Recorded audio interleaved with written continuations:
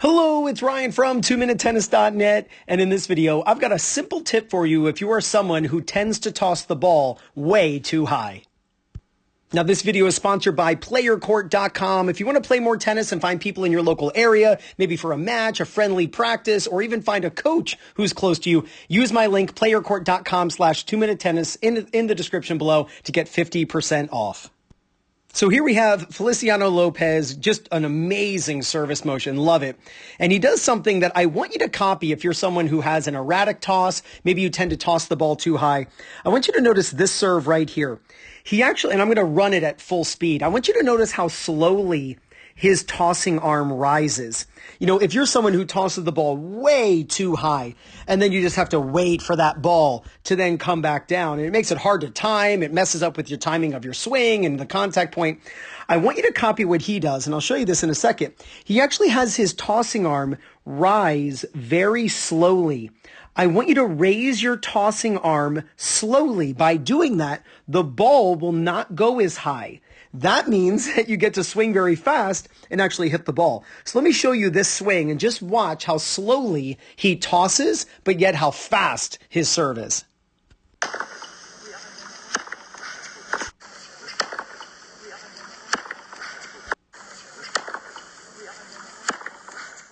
So as you know, I'm a big fan of having a toss that is not super high. See, when you toss the ball really high, that gives you a lot of time to swing, and that's not good. You don't want a lot of time to swing because that's not the environment for racket speed, right? If you have a lot of time to drive to work, is that, encouraging you to drive fast? No, it's actually when you're late that you need to drive fast. It's the same thing. When you toss the ball super high, you have a lot of time to swing, which doesn't encourage you to swing very fast at all.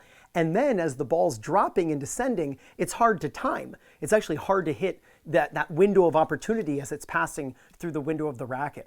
What I would rather you do when you toss is toss the ball what feels to be very slowly. So you're going to lift your tossing arm up quite slowly. Again, the ball is an inanimate object. It will only go as high as you move your hand fast.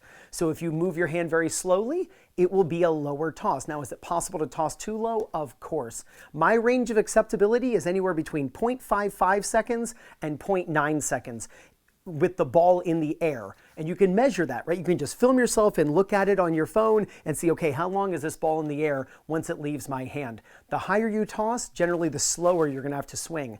If you toss lower, that gives you less time to swing and that encourages you to go fast. So I want you to practice actually tossing what seems to be very slowly, giving you less time to swing, but actually more time to hit the ball, because the ball just tends to be sitting there, much easier to hit the sweet spot.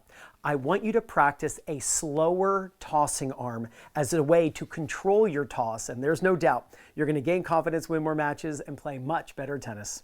This is Ryan Reedy from 2minutetennis.net. You got this.